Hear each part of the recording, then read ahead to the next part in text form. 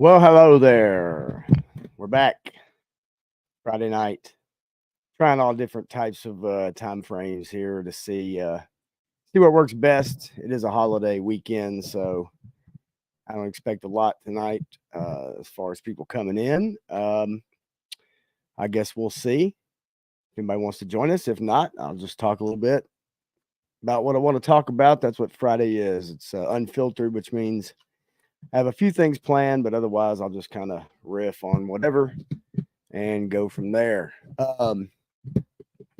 So hope everybody had a good fourth, good start to the holiday weekend. Man, oh man, we were rocking and rolling at work. We were busy last couple days, and I am off this weekend, every other weekend. So this is one of my 2 weekends off. So nice to be chilling and hanging out and figuring out what to get into this weekend. Maybe we'll go swimming or something like that. Me and my son, I don't know. Try to figure it out. But in the meantime, hopefully you guys are doing okay. Um, yeah, it's interesting. I put out a video yesterday, and probably could have had it done the day before. It was on the episode 6 of the Acolyte, and but releasing it at noon or 1 o'clock on a let's see. Matthew Matson says can't. Can't what? That's what I want to know. Let's find out. Let's find out what Matthew's talking about. Hopefully it's not can't hear you, which was something I was worried about. Anyway, let's see. We'll check it out real quick. Always a good start to the stream when you don't know whether or not you're being heard. It's funny. StreamYard's oh, okay. Matthew. Yeah, listen, yeah, I don't blame you, man, for watching F&T on Rumble. And of course, on Rumble, they're unfiltered, right? Because YouTube has all these wonderful YouTube has all these wonderful rules, right? All these keywords, buzzwords, all that kind of stuff that you can't say, you can't do, whatever. And Rumble on the other hand is really trying to be that free speech platform. And YouTube has such a stranglehold and such a grip on everything that for another platform to try to break in and take away those viewers, man, that's going to be really tough. But if they just plug away, they stay true to their mission. If you guys remember what happened to Parler, Parler originally had kind of started out as that free speech platform, and then all the negative publicity came in, and it got kind of co-opted by some groups, but ultimately it couldn't get on any platform, Microsoft or, anything. It couldn't get on any Amazon Web Services or anything like that. So it basically died very quickly. And I want to say hey to Eric Thurman, says loud and clear. Cool. But yeah, so when there's alternatives, alternative tech, it's very difficult for them to try to get in and get a foothold on, what's already been. And YouTube is so huge and so big. And of course, with the monetization and all those kinds of things, different ways to make money, especially if your channel, if you can get monetized.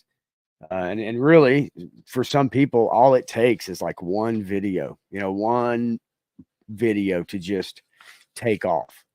But really, other than that, it's about consistency. I have not checked out Rumble, really. I do actually have an account. I have watched some shows on there, but like most people, it's not my go-to. I need to start maybe checking it more often and watching people over there. I know their monetization is maybe a different percentage where YouTube takes 30% right off the top. I don't know if, Rumble, what their percentages are for that kind of stuff. But yeah, it's worth looking into. Anytime there's alternate tech, I think it's a good idea for people to at least check on it. And if it can gain enough traction, maybe we can get another true free speech platform without propping up, I say hate speech and stuff like that. I think words like that phrases like that, they get used in ways that don't actually mean what they are. And it depends on who's viewing it as hate speech, right? So in that respect, it's all in the eye of the beholder. Matthew Matson says Rumble is a pain, not real user friendly if you're used to YouTube, but it is the backup alternative a lot of people use. Yeah, definitely. And there's been some other ones through the years that I've seen. And if you watch some of the bigger YouTube creators, you know that through the years they've had them all listed, right? I can't even remember all of them, but I know Jeremy Hamblin, the quartering. I used to see him, and he always promoted alt tech, and he would have them all listed right to the side, right, while he's doing a video or however his little setup is on screen. And I think all of those, other than your like Instagram or whatever, all of those have kind of fallen off. So hopefully Rumble will succeed, and I need to look at streaming over there as well and sending it to that platform myself. But anyway, so just to get off topic or whatever topic, really doesn't really matter. There is a stream tonight. 3-star draw, man. Hopefully you're having a good time at the down in, at the camper on your property. I assume that's where you're at for the weekend. You've been meaning to get down there for a while, and so hopefully you're hanging out, having a good night. Hell, it's hot as hell, but maybe you got you a fire going or something. Been down there taking some pictures of figures and stuff. I did get this guy right here. You guys can see Torch is in the house, and Naga Hide will be here tomorrow. And he looks good. I know some people complain his glasses aren't removable. I'll be honest with you. I kind of wish that Buzzer's glasses were not removable, if I'm being honest. But aside from that, yeah, Naga Hide will be here tomorrow. I can't wait to check him out. I'll probably open these guys up this weekend. Hell, I might even do a review, even though, you know, I definitely won't be the first, and most people probably won't check mine out. But I might do one just for the heck of it. I do like the way Torch looks. I love the tall boots, man. It's pretty cool. Let's see. 3-star draw says I just came back up from the creek. Yeah, man. I'm sure that takes you back, right? Back to the good old days when we were kids, and you know, no matter how high it is, just having a creek and running water and stuff like that, it's just awesome, dude. Eric Thurman says it's 116 here currently. That is lovely. Holy moly. Well, it's not 116 here. As a matter of fact, it is a little cooler today. I'll check my phone real quick and just see. At the moment, the high today in Nashville was 92-ish, I guess, something like that. 92, somewhere in that ballpark. It's about low 80s right now, which I'm good with. Humidity's not as bad today either. It actually felt pretty good. 3-star draw also says got them ordered in 3 places and no news other than Amazon pushed them back further again. And I'm guessing we're talking about Torch and Naga Hide. Now, if I see a doc in the wild, I'll grab him and then cancel my order because they pushed mine back to September. This is the only news I've gotten is just these 2 guys, and one got delivered today. The other one was supposed to be delivered today, did not get delivered today, and got delayed until tomorrow. And so yeah, Eric Thurman says he glued Buzzer's glasses on. I don't blame you. And Matthew Madsen says Buzzer suffers from crappy glasses. Ripper's good though. Torch comes soon to know when Naga High will be available to me. You know, again, I've said it many times. I am personally okay with the wait. You know, I don't like delays, of course, and all that. But again, you know, 3-star knows that I really don't have mine out on display, and I'm not really doing reviews. So, you know, getting that figure ASAP is not as important to me. But it still doesn't matter. Fact is that, you know, you pre-order these things and then you wait a while, and then you start seeing them show up for other people or other parts of the world or the country, and then you start seeing reviews, right? Or people have an inside track. Maybe they know somebody and that person can get it and send it to them from wherever. And then, it popped up on Amazon, or it's out in the wild, right? All of a sudden you start seeing the pictures like we did the last few days about them being out in St. Louis, Missouri, I think. And then even here in my town, they were showing up. I went to a Walmart. I went to check it out and see if there was any at the Walmart. And they had Big Boa, they had Recondo Duke, and maybe there was a Scarlet, but those were all the retro carded. So, I mean, really, I didn't see them, but I also didn't go hunting. So it's for me to go hunting, it's really going to take something that I really have to find. And there for a while last year, it was kind of like that. Maybe the year before. Right now, I haven't been as worried about it. Myself, 3-star Draw says, also took the GoPro to the creek. There'll be a lengthy video, and I'm sure it'll be good. And you guys, just so you know, like if you have a GoPro or if you have a knockoff GoPro like I do, man, I'll tell you 2 of the biggest differences I noticed. One of those is the motion control for shaky cam. It's so much smoother at on a real GoPro. Noticing the differences in the videos that I took and 3-star took at Joe Fest, but then also the microphone. The microphone on my knockoff is very screechy, very scratchy. It's tough. And so while it took good video and it took, and I could bump it up to 4K and all this kind of stuff, I did it on like 2.7K, something like that. It's a good video, still kind of shaky, not very stable, even on the stable cam setting. And then the microphone is real bad. You've got to almost whisper on that thing. A couple times I'd check it out, hear me laughing out loud, and it would start to break up, start to really get crunchy. And so that's something I need to look into. You can put an external microphone on it if I want to continue using it. I think I will. 3-star Draw got a hell of a deal on his GoPro. I'm not going to get such a deal there, but yeah, I mean, there is differences. There's a reason why the knockoffs are what they are and how you can get them. Whereas the real ones, they're expensive and you're going to pay for it.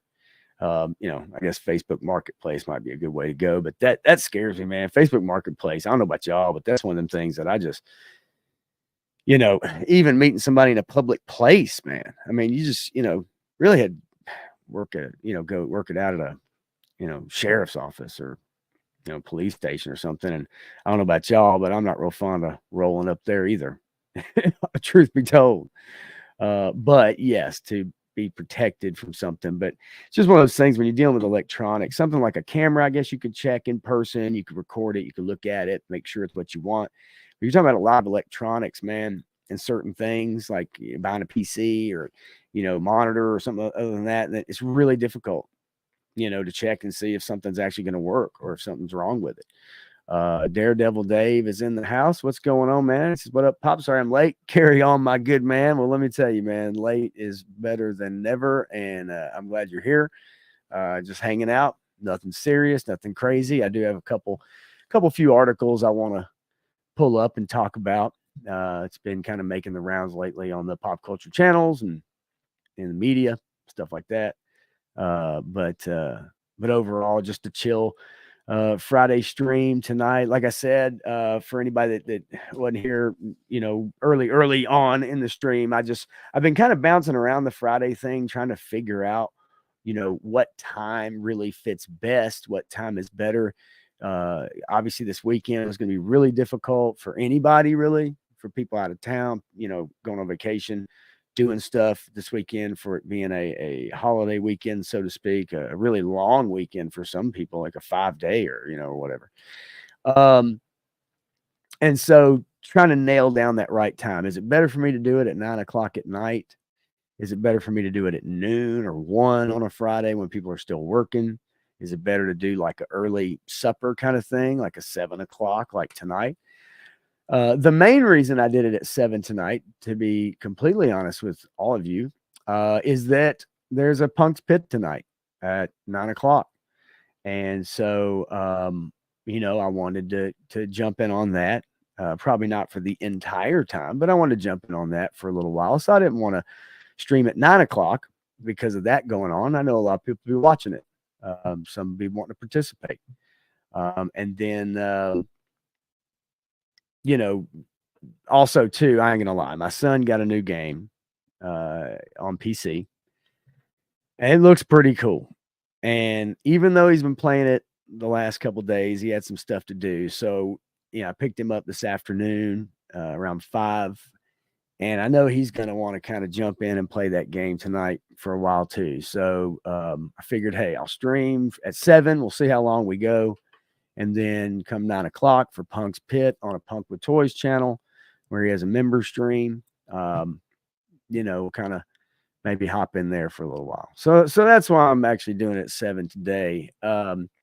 I did want to get back to that GoPro real quick. 3-Star says I was worried about the mic on his, but it's solid. The only reason he spent the money on the real thing was he got a good deal, and that's what I mentioned. I mean, he got a deal on a store that had closed and was kind of doing some liquidation, so to speak. And yes, meeting in public, tell someone where you are and be strapped. Well, I don't have the strap, I don't have the GAT, but meeting in a public place where there's plenty of people around is a lot harder. However, also meeting in a public place where there's a lot of people around, depending on what you're trying to buy, is really kind of difficult, right? Because you're handing your money over to somebody. Now, if you're, if it's figures, if it's, something you put in your hands and you don't have to turn it on or plug it in, especially plugging it in, right? If you got to plug something in, then you really got to figure out where you can go that would be good for that. But where there's a will, there's a way, right? Anyway, so yeah, man, just kind of getting going here. Like I said, hope you guys had a good 4th of July. Anybody shoot any fireworks off at all? Anybody do anything crazy? 3-Star, did you shoot anything off at your property yesterday? I did not. I had to work last night, and I swore up and down it was going to be dead, very slow. And I got a little butt whooping actually last night. I got a little butt whooping. I hadn't actually worked on the 4th of July in a while. I've actually gone and shot fireworks. And so last night was the first one that I've done in a bit. And man, I did. We were busy. And so yeah, last couple of days been good in the pocket, but it's been hard on the legs. All right, let's see here. I'm going to get a couple things prepared for this. Let's move this over here. Get a couple things prepared to share for y'all and talk about. If anybody wants to do any commenting on it. Let's see. There's been some pretty good videos out lately concerning the Acolyte and Star Wars and a lot of the stuff going around with the mainstream media. Just the let's see here. There we go. Just with blaming the fans really for why their shows are so bad. And I'll pull that up in a second. Let's see here. I'll go through a couple messages real quick. 3-Star Draw says, I've met at police stations. The one in my town has a designated area. Yeah, actually, a lot of them kind of do now, or at least, you set that up. Then, they'll have it where you can plug stuff up and meet and everything, which is probably the absolute safest place. And no, he didn't shoot anything, fuse or primer. Matthew Matson says, I used to work every 4th as I worked for a laser light show and fireworks company. Okay. Program the laser animation. That's pretty cool. Yeah, we actually have one of the largest fireworks shows in the nation in downtown Nashville. It gets about 250,000 people, I think, somewhere in that range. That's a lot of people to cram into downtown, but they do it. And they've got music, they usually have a headliner, a country music artist, or, whoever, you name it. whatever. A lot of times they live here already. Um, and they'll have music, live music going, and they'll have fireworks and all kinds of stuff. And it actually is really cool. But as humid as it gets here in Nashville at this time of the year, it's difficult, man. You're shoulder to shoulder. You're just staring up like this, and it's all you can do to get comfortable. If you try to go somewhere to get a drink, it's gonna take you forever and a day to get a drink in a bar and then run back outside. It really is, man. Like it's a mess. Eric Thurman says, I just went to a parade. Fireworks are pretty much illegal in California. Yeah, I guess so. With the wildfires and all that stuff, it's probably a great idea that they pretty much are. It's My son had a parade to march in yesterday. Pretty short. He lives in a small part of county north of me, and he's got a pretty small high school, pretty small marching band. But it's about 40 people or something like that, a little bigger than that. But yeah, their parade route is only about a mile long. So you can imagine it's not very long, even when you add in a couple floats and some emergency vehicles, and it lasts about 20 minutes or 30 minutes or something. It's about over. Yeah, and 3-Star Draw says second only to DC as far as Nashville's fireworks show. That is true. And I believe that's been pretty consistent for a while now. So yeah, well, good. At least everybody, so far who's in the chat really, at least either didn't do anything, which is what it sounds like. Parade, is cool.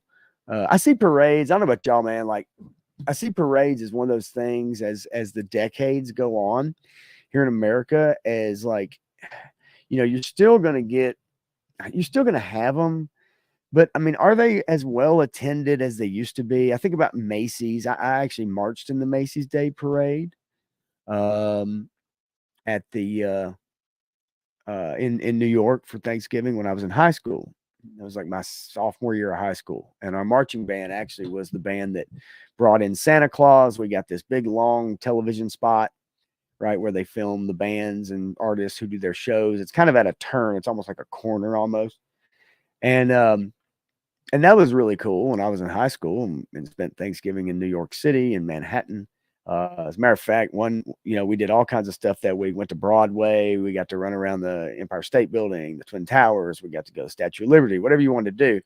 But then one night they just took us to Times Square and they just dropped off like 300 kids in Times Square. And they said, okay, as long as you stay between this street and this street, you'll be fine.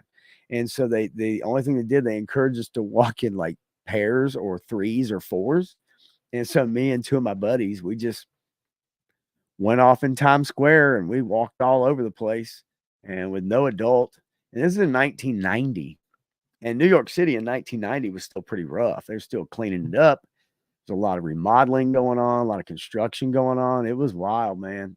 Saw the naked cowboy dude in his underwear out there playing guitar, singing, and other kind of stuff. But anyway, so that was the Macy's parade. And in 1990, it's still a pretty big deal.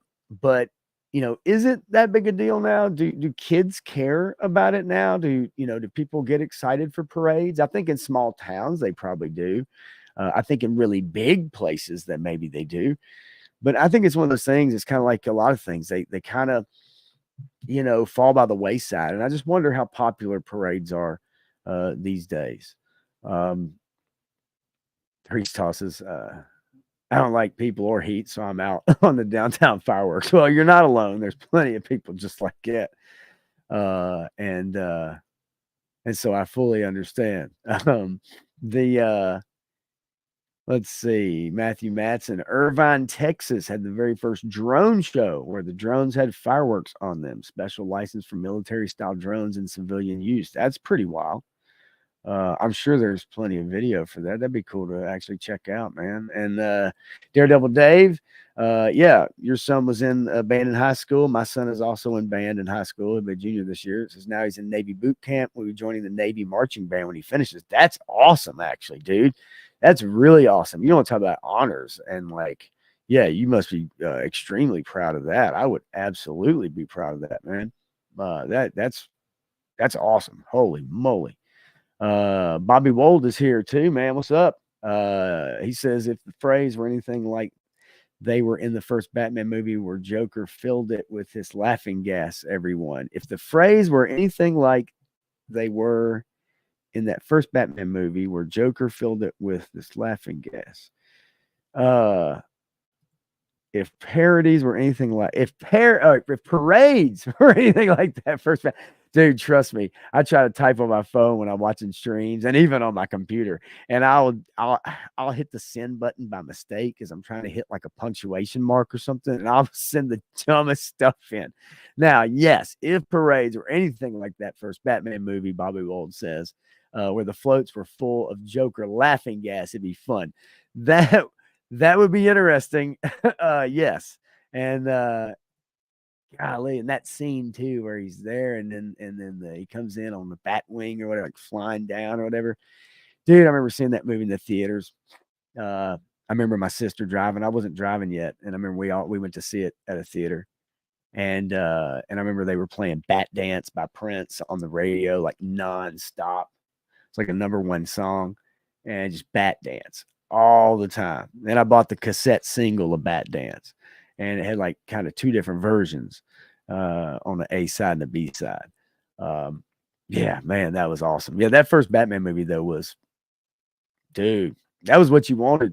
That was what you wanted, for sure. All right, let's see here. Boom.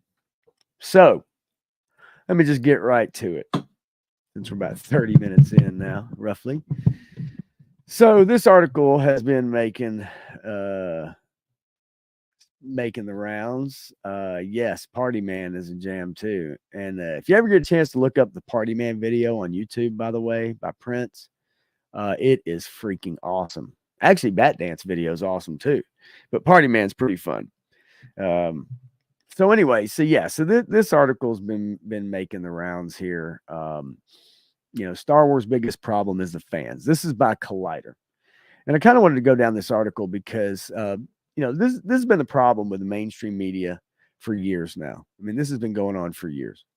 And you go grill your burgers 3-star. So shows and movies come out. We've dealt with shows with identity politics. We've had shows that come out with narratives. They're preachy, they're diverse, and they're inclusive, and all that stuff. Okay, great. Right. The spirit of that is great. We all understand that. But the way it's being achieved is ridiculous. And let's not kid ourselves. Movies have been diverse for a really long time. Now, are we going to sit here and say that, like, for God knows how many decades, if they portrayed a gang member or a bad guy or something, maybe it was a Latin person, maybe it was a black person, maybe it was, whatever.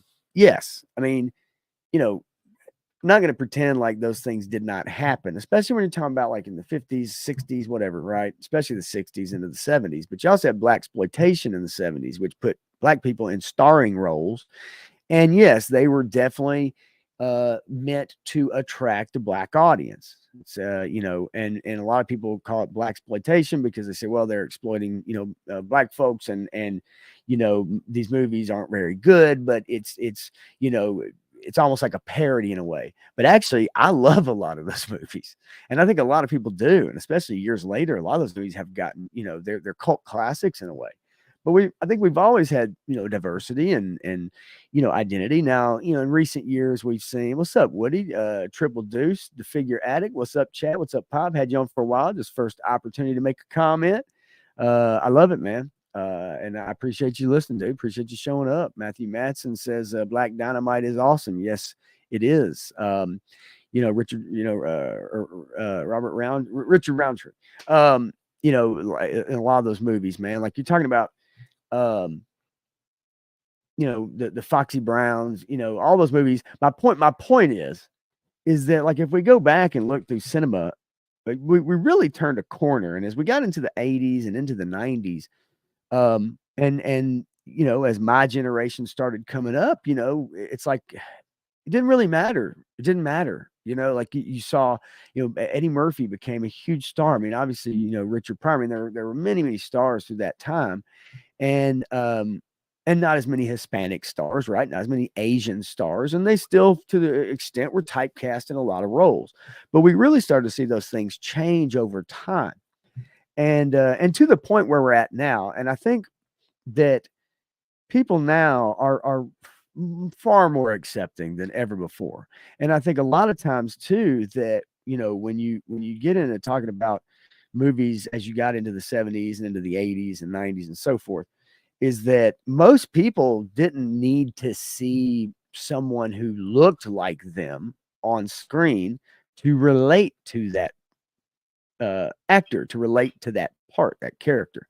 Um, you know, most people, if it's written well, most people can relate. When you read a book, you can relate to that character. It could be a character in a different setting than you, in a different neighborhood, a different city, a different country, but you can see yourself in that character.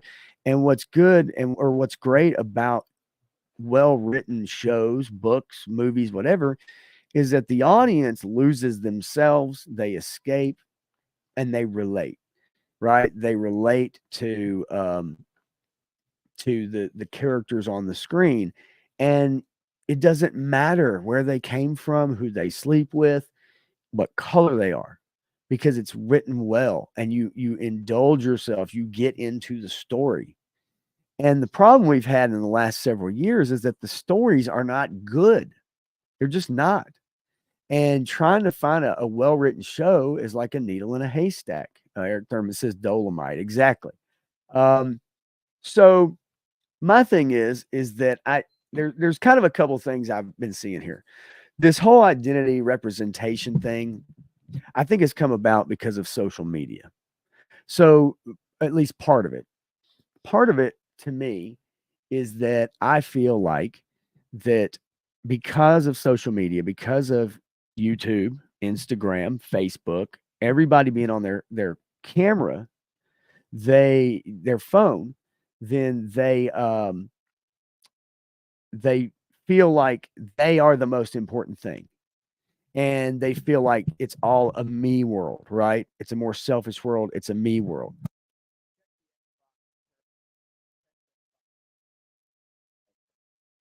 So, so the thing is like, I think it's a me world now. And I think because of that, now what you have is you have the media and other entities that feed into this, and they know. And so this headline right here, they know what this is. They know what it's going to do. They know the reaction they're going to get. But I do think that this whole representation thing, we've already had it. We've had plenty of it.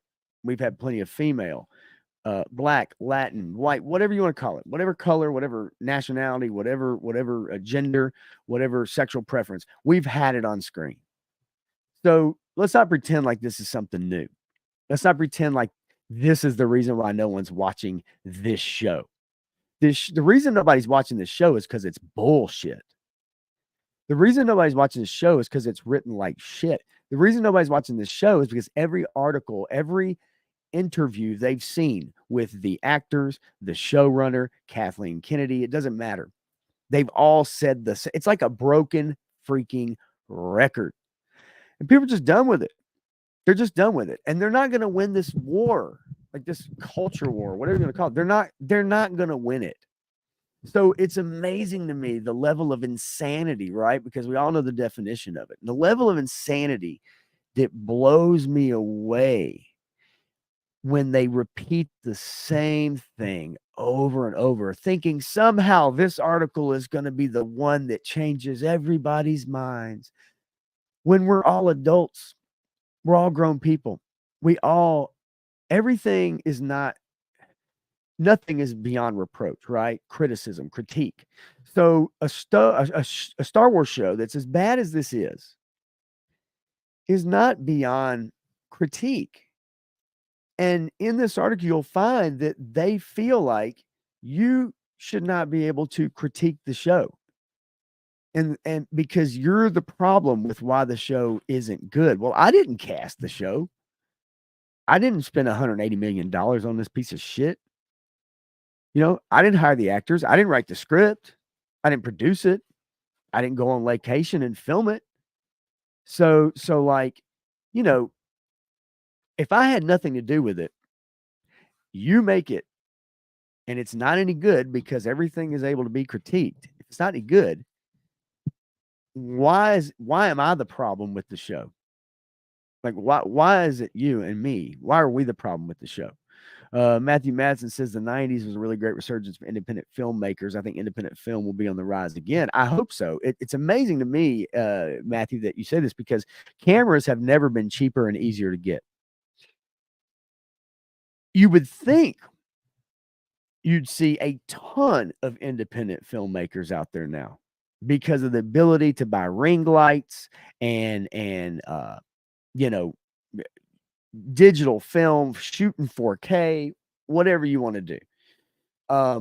You would think, right? Because the problem with independent film years ago was the barrier, the cost of entry, right? The cost of entry of getting in. So if you were an independent filmmaker, you had to have investors, you had to have people that wanted to invest, and it was a lot of money.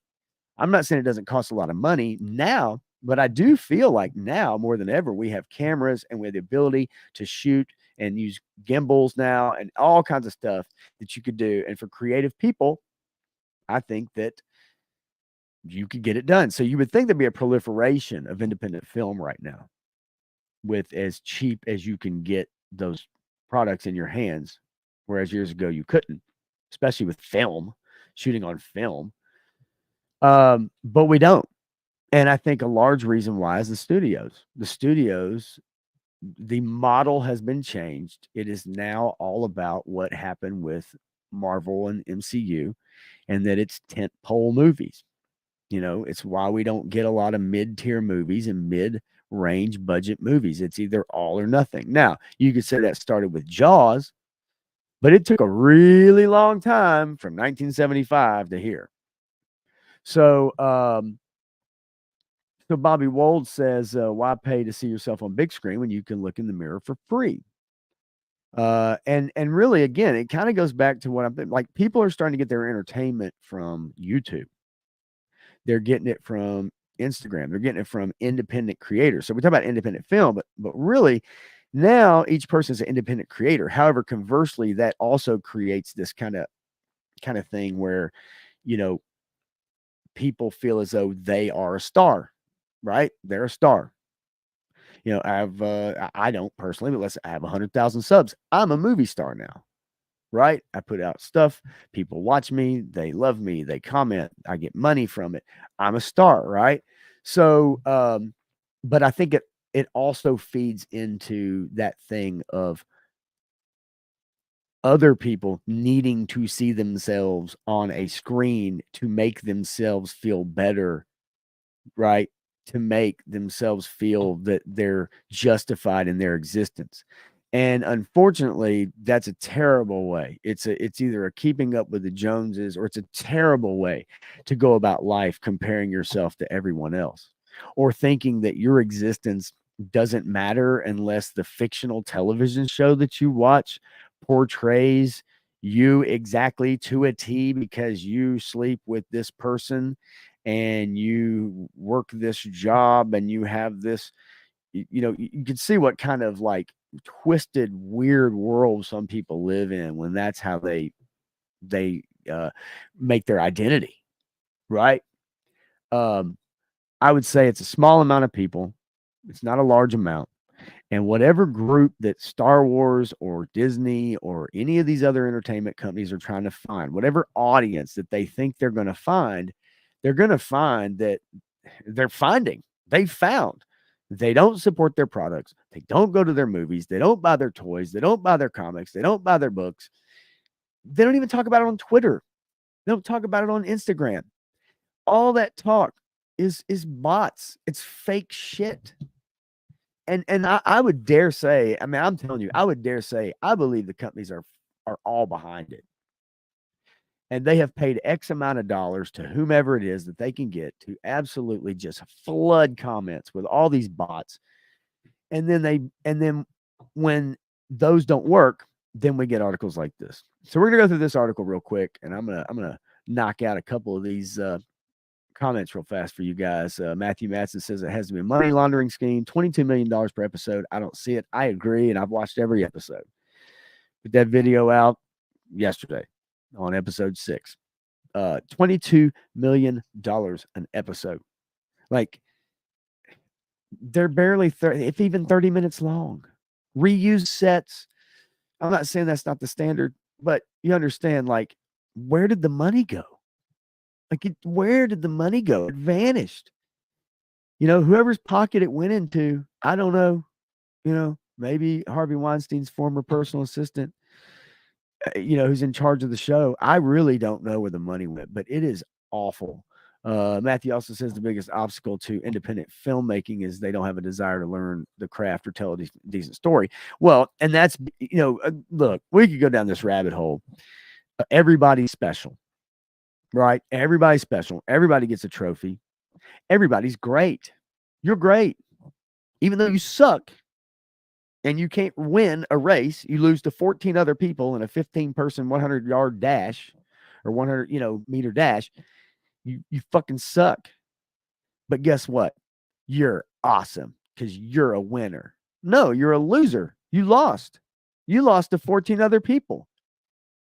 You're not great. You're not great at that. You might be good at something else. You might be great at something else. You're not good at that. You don't deserve a trophy, bitch. I mean, like, so I don't want to go down that rabbit hole today. Maybe one day we can. But then think about this. Even on that rabbit hole, it's even gone to the part where now you have guys who can't win in their own sport against other guys. So then they go and invade women's sports and then they beat the women to make themselves feel good about that. Now they're the greatest. They're the best dude with a dick swimming against women. What a prize, man. Holy shit. That must feel real good to lift that trophy up. All right. So anyway, Eric Dermott says identity politics don't make good storylines. They will end up eating themselves alive. But yeah, and Matthew, if everyone is special, no one is. It's the same thing as if you try to craft a story for everybody, you craft a story for nobody. If you try to make a video game for everybody, you make a video game for no one. You have to have an audience. You have to have an audience.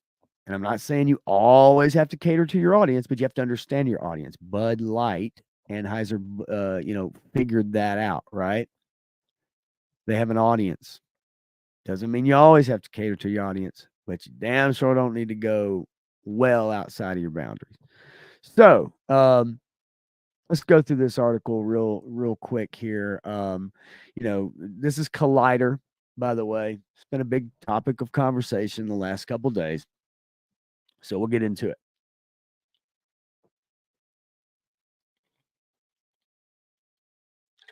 Chug, chug, chug, chug. All right.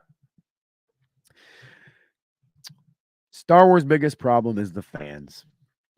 The internet has never made it easy for people to speak their minds. Convenience of digital connection aside, there have always been online trolls and toxic comments ready to pounce on anyone who dares to bear their authentic self. Again, here we go now.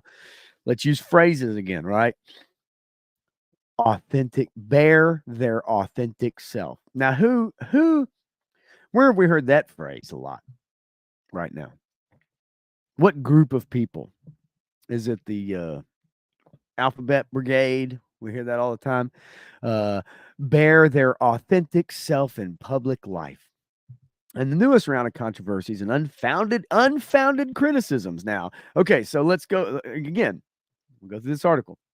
Unfounded criticisms, right? So this article is already saying that the newest round of controversies and unfounded criticisms directed at Star Wars projects demonstrates that the beloved sci-fi franchise is no different. All right. Unfounded criticisms. Let's see. The dialogue is shit. Character motivations are shit.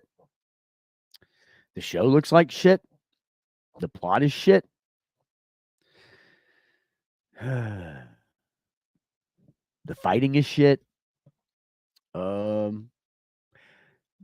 It's got a 14% approval rating on Rotten Tomatoes. I would dare say that's not review bombing. I'd say that's probably people actually just speaking their mind.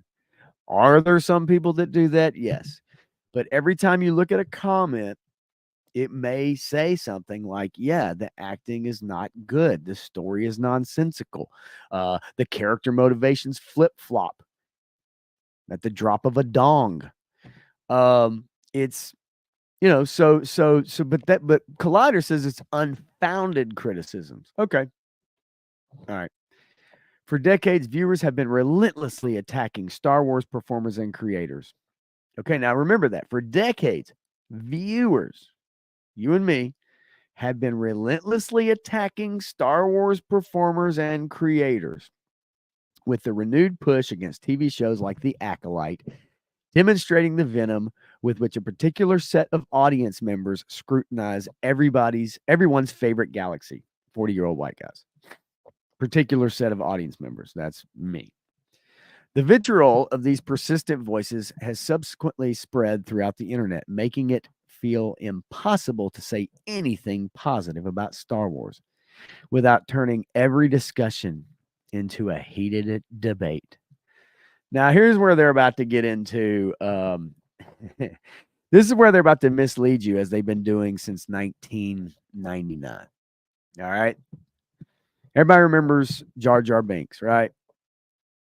Everybody remember Ahmed Best, the actor who portrayed Jar Jar Binks. All right. And famously, George Lucas, while he was writing it and they're shooting it, famously said Jar Jar is the key to all of this, right? To the key to the whole thing. And yes, he made a bad mistake in Amidala's absence, but George said Jar Jar is the key to everything. Now, we know that was not our favorite character in the Phantom Menace. However, we're about to get blamed for Ahmed Best and his self-deletion attempts or thoughts. Okay. So here they go. Right now, they just set us up, said that, let's see, for decades now.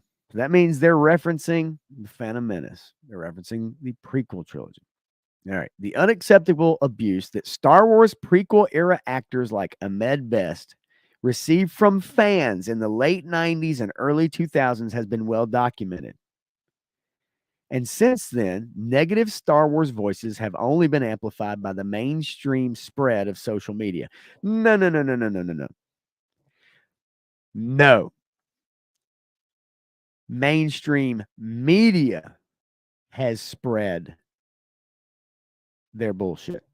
Because, yes, you have social media. Okay. You have YouTube. Yeah. Okay.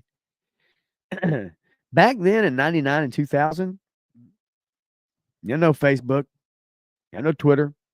You had very early internet. And yes, while there were chat rooms and shit like that, bottom line is the media attacked Jar Jar Binks. The media, the newspapers, the critics attacked Jar Jar Binks.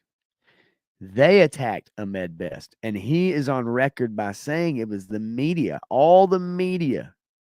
So not social media, as Collider would have you believe. And they've continued to spread this bullshit because they do it about Kelly Marie Tran too, Rose Tico in the shitty sequel movies. They continue to spread that too by saying that, she never said fans are what drove her from social media. She never said that. The media says that. She's never said that before. The media, the mainstream shills for Disney, that Disney pays and gives their access and their goodie bags and all their whatever to go to these movies and review this shit. They're the ones. Now, are there fans who have probably said, I hate Jar Jar Binks' character, I think it's stupid? Yes. But in 1999, most of everything an actor would read came from where about their performance? It came in newspapers, actual newspapers that you opened and closed with your hands. And then as the internet became more prevalent, but over the years, you and I both agree, there's been a lot of love for the prequel trilogy, right? There's been a lot more love in the last several decades. And yeah, I still hear people and talk to people. And yes, they know that their favorite character wasn't Jar Jar, but I don't think anybody was running around telling that dude he needed to off himself because he played a character. And so now what they're trying to do, they're conflating. They're trying to corroborate, or they're trying to bring the prequels to the sequels and these TV shows. And they're saying, well, these people, all these bad actors. So now the 50-year-old white dude, which is basically what they're saying, is that, these are the people that are spreading all this stuff. These are the people that are hating on these actors. These are the people that are sending these messages of racial hate and all this stuff. Are there those people? I'm not going to say they're not, but I'm also going to say that they are the infinitesimal minority. And I would even go so far as to say a lot of times when you see people using language and certain things, a lot of times it's kids. Why don't you go into a Call of Duty chat room sometime, lobby? Go into a Call of Duty lobby and see how many kids are using words and stuff. And I dare say a lot of them didn't learn it from their parents either. I mean, people are just wise enough these days. So where do they learn it from? You know what I'm saying? Like, but my point is now they're trying to say, oh, well, Ahmad Best, he was getting all this hate back in the 90s as social media. It's all social media. Well, there was no social media back then. All right. Real quick, couple comments. 3-star Draw says unfounded. Have they seen it? Exactly. That's my point, right? Unfounded criticism. And no, it's founded criticism. The show is terrible. It's really bad, y'all. Bobby Wold says George Lucas also based Jar Jar on Goofy because Lucas was a fan of Goofy. He was, and I remember, reading or hearing those comments or whatever.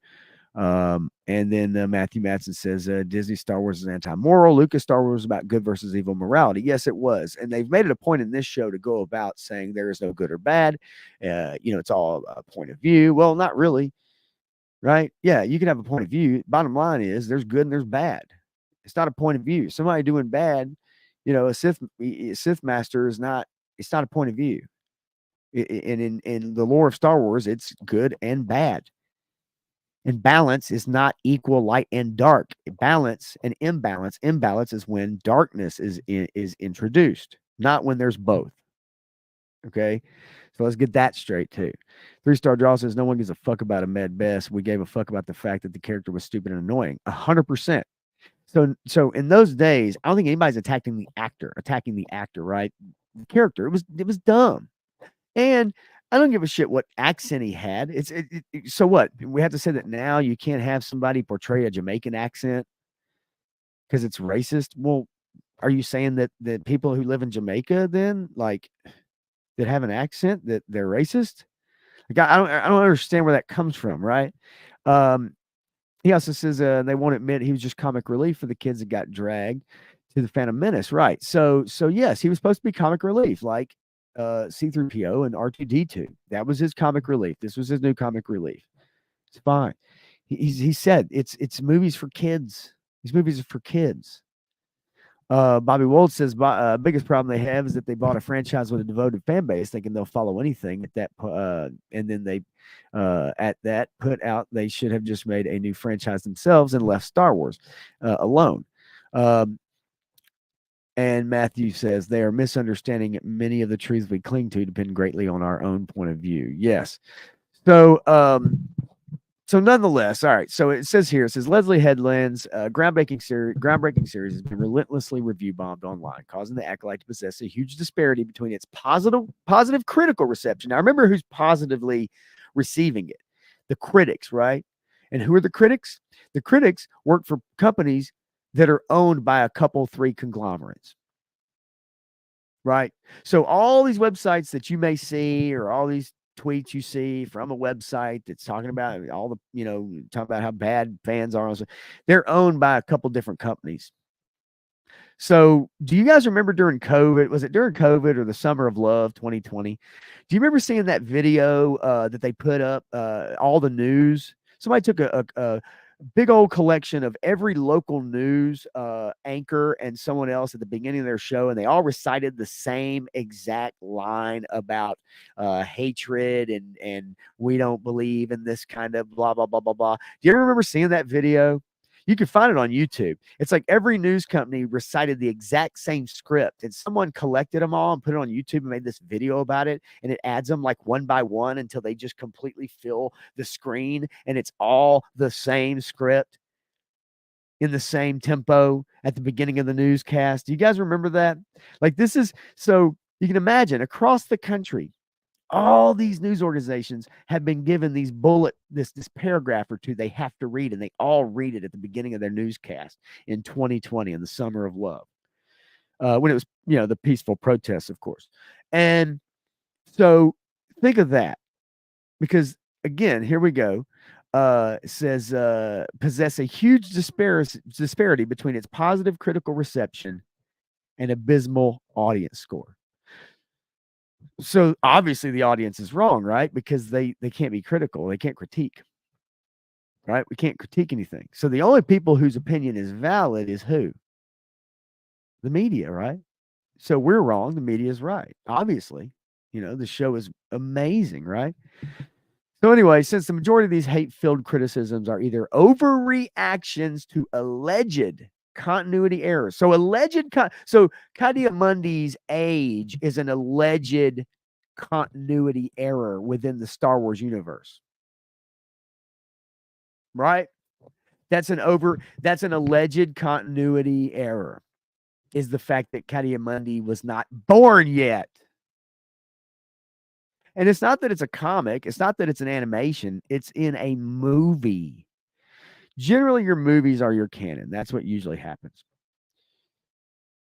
Anything other than that can be flip-flop, this and that, whatever you want to do. The EU, so to speak, which has all been deemed, non-canon anyway. It's called Legends. So, bottom line is, Collider's saying that these are overreactions to alleged continuity errors. Well, it's not alleged. It is a continuity error.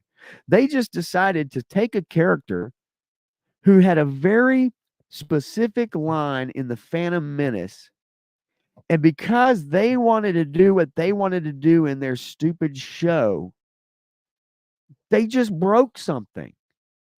Because it not only breaks his age, it breaks his statement about the Sith and the millennia that they haven't been seen. Like it breaks that. So it's not a alleged continuity error. It is a continuity error. And if you react to it or condemn it, well, you're the problem, not the show. You're the problem. So you see what I'm getting at here? Like this, it's ridiculous. So now in bold type, the bad actors spreading them are clearly spinning controversy out of nothing. And this manufactured outrage can be directly traced back to the demographics of the original trilogy. Demographics of the original trilogy. Let's see here. Let me think about this. I'll be 49 in September. Let's see. Empire Strikes Back when I was 5. Return of the Jedi when I was 8.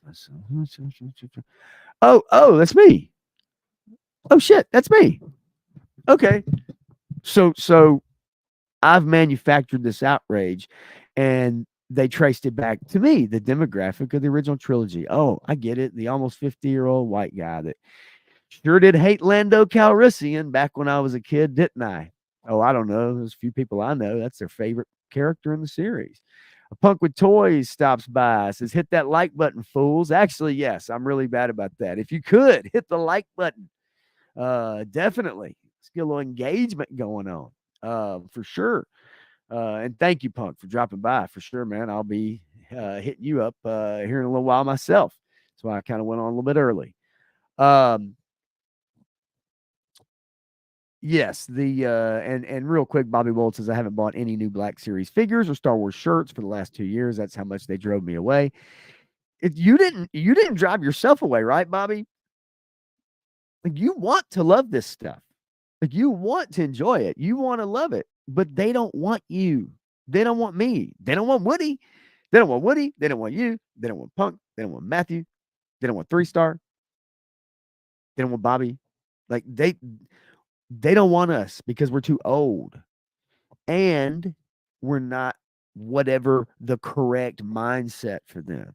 That's what they want. They're chasing an audience that doesn't exist and doesn't support their product. They're losing money hand over fist, billions of dollars gone. They purchased Star Wars 11 years ago for $4 billion, and they've yet to turn a profit. They were well on their way with the release of the first sequel trilogy movie, The Force Awakens, and then you had The Last Jedi, and then from there, it's been nothing but downhill. So you've had 11 years to make $4 billion on Star Wars. Hell, they were bringing a billion, almost $2 billion on Marvel movies. Every movie was $1 billion for $1 billion for 10 years almost. And you can't even make that on Star Wars. It's amazing. Woody Triple Deuce says as long as they don't fuck up that new Vader show. Well, they're going to. So just don't hold your breath, Woody. I'm sorry. And I hate to say that, but they will. Just like they fucked up Obi-Wan. They're going to fuck up Vader. And the thing of it is, you remember this too? You remember, look, Hayden Christensen got a lot of shit for his portrayal as Anakin. The sad part is that's how he was told to portray Anakin. He didn't just make the decision like, this is how I'm going to do him. That's what George told him to do. So look, there's a lot of times, and I'll even say it, sometimes the actors, yes, this is what they're told to do. And then sometimes you can watch a show like The Acolyte and realize that that there's certain people who just can't act. The main character, the girl who plays the two twins, has the same expression for everything. Surprised, sad, frightened, angry. It's the same expression. She's not an actress. She's just not. She is, but she's not. So anyway, okay, so we've established that. Now, they've started this article. They say, hey, guess what? It's your fault. You 40 plus, almost 50-year-old men, basically, y'all are the problem. Now, there were a lot of women that like Star Wars too, but it's a boys brand. Let's not kid ourselves. Eric Thurman says 3-star loves Lando. Yeah, a lot of us do, right? Like a lot of us do. I love Lando. That's a smooth character. How could you not like Lando Calrissian?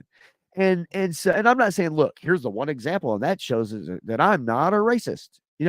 No, that's not what I'm trying to say. But what I'm trying to say is that within the construct of what I'm talking about, watching movies, seeing characters, like I didn't as a young white kid or an older white man, like I can see myself in all kinds of characters, and most people can. They do. But we're being told by the media time and time again when they make a terrible product that it's our fault we're not able to see that. And it's just not true. It's just not true. So the original Star Wars movies were a product of a different time. So here we go. All right, here we go. Given the franchise's current popularity, it's hard to believe there was ever a time when no one on Earth had ever watched one of George Lucas's Star Wars movies. Blah, blah, blah, blah, blah. Star Wars, Jaws, Rocky. This was a time in when Hollywood relied almost exclusively on traditional tropes to tell stories exclusively through a Eurocentric white male lens. Now, I'm not going to argue with a lot of that, but we got beyond that. We moved past that decades ago. So, protagonists were almost always played up as ultra masculine tough guys because, boys don't want to see masculine tough men like, Rambo or, Dutch or any action character, Han Solo, right? Boys don't want to see that. Ooh, icky. Why would a boy want to watch an ultra masculine tough guy? Don't you want to watch somebody that's like this super effeminate Jedi in this last episode of The Acolyte? Wouldn't you rather watch somebody like that? That's why we like to see ourselves in other characters.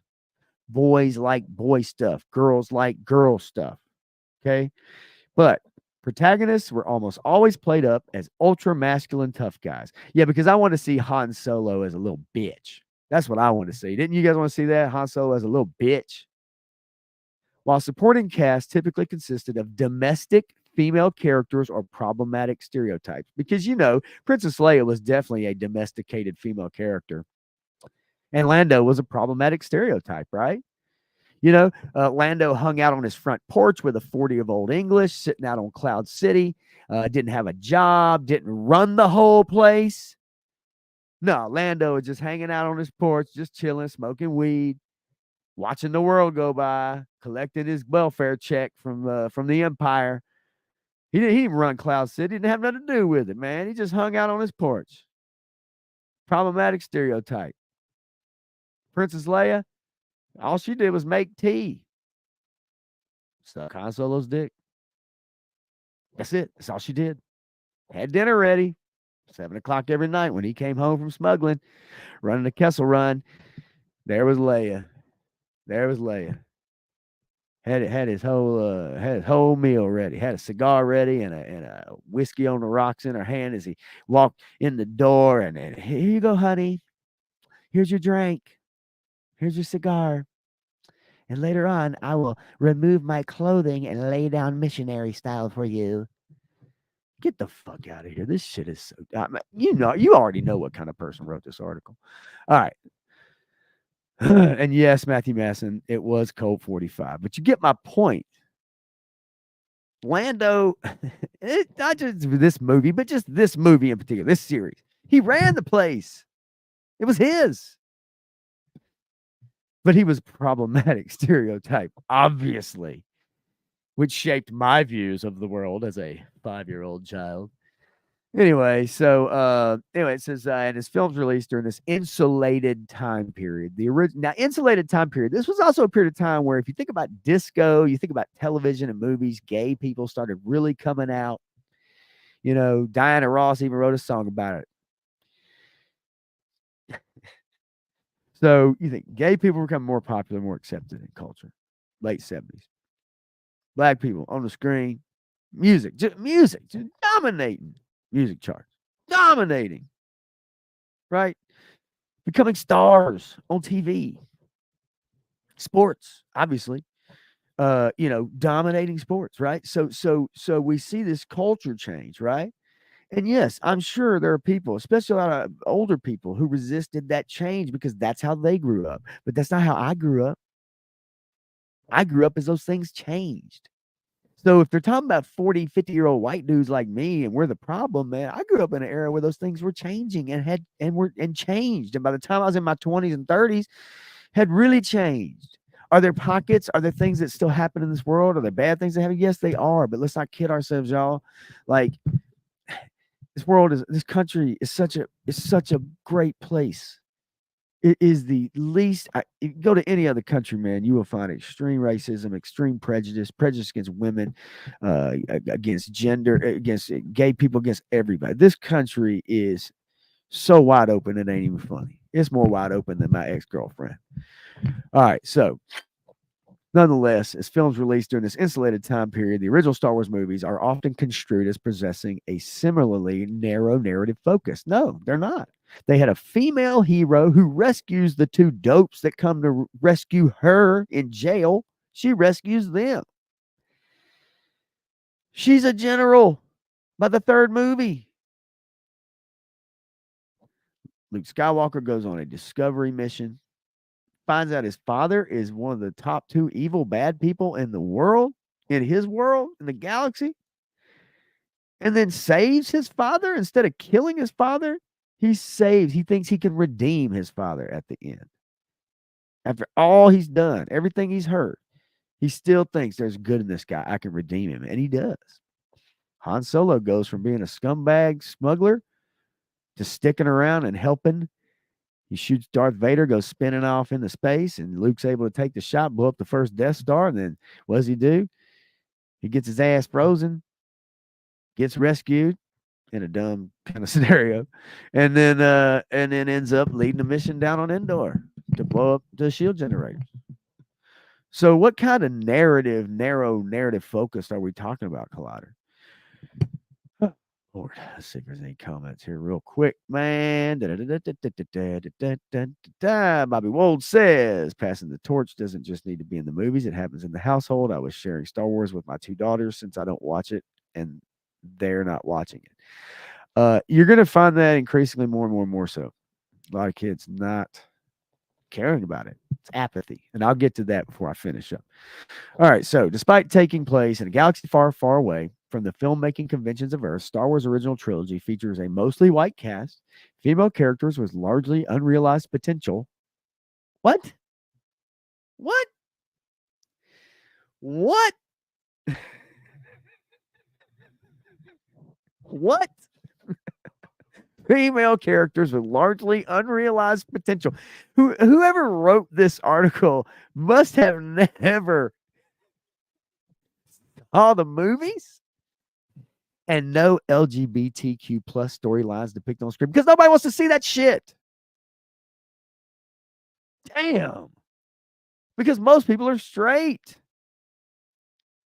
And it doesn't matter in Star. It doesn't need to be put in Star Wars. It doesn't matter. Jesus Christ. Like, you think this is the only thing that makes these people important in their lives is that they're gay. That's their only character trait.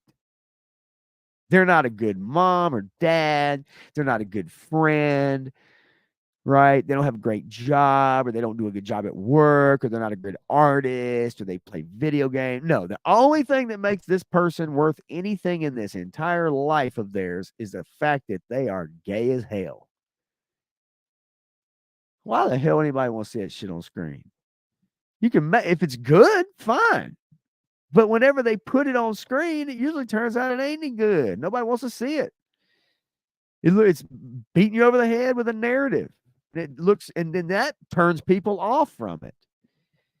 While powerful female leaders like Mon Mothma and Carrie Fisher. Okay, wait. So they just said that female characters with largely unrealized potential.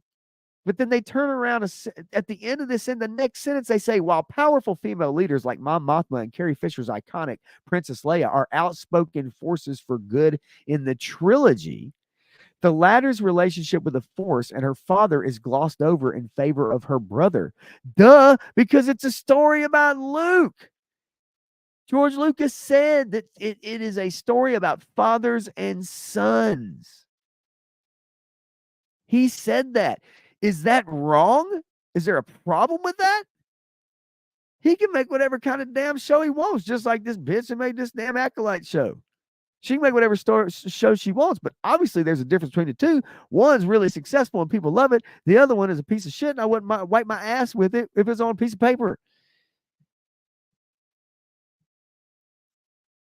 Yes, her relationship was glossed over in favor of her brother because the story's about Luke. It focuses on Luke, but it doesn't mean Leia wasn't important.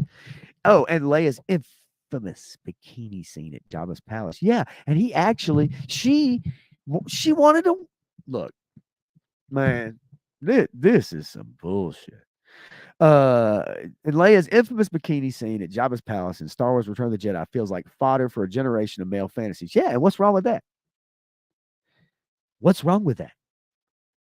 What is wrong with a good-looking woman wearing a bikini in a movie, in real life? And why shouldn't young men not want to have fantasies or like that? Why should they not like that? What do you want them to like? Do you want them to like someone who looks like the Michelin Man? Pillsbury Doughboy? Some people do. That's fine. I don't give a shit. But most people don't. And that's just life. It's the way it goes. Yet the original trilogy's premise still feels magical to watch and provided formative memories for many of Star Wars older fans. Okay, so you just went on this whole damn rant. And then turn around. This reminds me of the Acolyte character motivations. Kill him, don't kill him. Kill him, don't kill him. Run away, don't run away. Hide, don't hide. Hate, not hate. Scene to scene. Now they say, well, still magical, provided formative memories for many of Star Wars older fans. the ones obviously they have a problem with, like me, creating such an impact on viewers' minds that many still consider the first three movies the definitive guide to the Star Wars experience. Unfortunately, this mindset's reliance on the original trilogy's outdated aesthetics severely limits the understanding of what a Star Wars story can be. I'll tell you what a Star Wars story can be: a fight of good versus evil.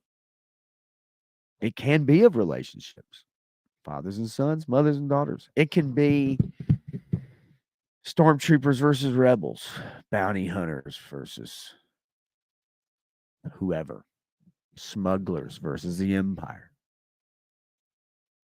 But what it ain't is naked people getting out of a damn little natural water pool and having a chick look down at his dong and look him up and down when he just murdered the entire party of people she was with, including two of her friends she's known for most of her life. It's not it's not that it's a point of view of whether the Sith can practice their real selves, be their real selves. This show is an allegory, right? You have to understand that. The Acolyte is an allegory for the showrunner's life. It's an allegory for trans, gay representation. It's also a story about her relationship with her own sister because they haven't spoken in many years. Just like the two twins, they're on opposing viewpoints, right? You understand that. The show is the showrunner doing a self insert of her life. And every time this has happened in any show, any story, especially in the last decade or more, it's been shit. Shit, period. So, unfortunately, this mindset's reliance on the original trilogy's outdated aesthetic severely limits the understanding of what a Star Wars story can be. No, it doesn't. Oh, then we get our shot of Rose Tico. Here we go. Modern Star Wars projects have expanded the universe while battling online hate. Then we get the whole, Kelly Marie Tran because she's a girl in Star Wars. But then why did everybody love Amidala then, right? Everybody loved Natalie Portman. Everybody loved Natalie Portman. So they say so again, Princess Leia was heroic. She fought. She was a general. And then we have here, it says that Star Wars broadened its appeal to accommodate an entirely new generation of fans to the franchise. The prequel's Queen Amidala made up for the original movie's oversight by showcasing a powerful fictional queen whose bravery and political wisdom competed with the likes of Count Dooku and then Chancellor Palpatine. What? Made up for the original movie's oversight by showcasing a powerful fictional queen? Well, Princess Leia is powerful, brave, wisdom, general. She's a fucking general. All right. God, this is awful. Like, this makes my eyes want to bleed. Bleed on my pee. All right. And then the introduction of Ahsoka in the Clone Wars gave younger viewers a powerful heroine to grow up with. Yeah, whatever. Increased efforts at telling diverse Star Wars stories came when Disney purchased Lucasfilm in 2012. The worst thing that happened. And then they talk about it being marred by online hate. They get into the whole thing about decanonizing the EU. Yeah, well, yeah, a lot of people are going to have a problem with that. It's not, and they even look at how they word this stuff. Man, look at how they word this shit, guys.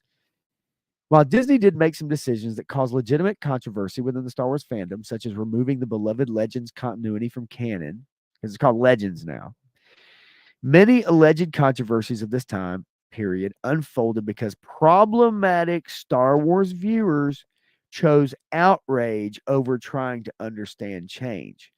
No, they chose, see, outrage again. That's got that classic buzzword term from the those that are so inclusive.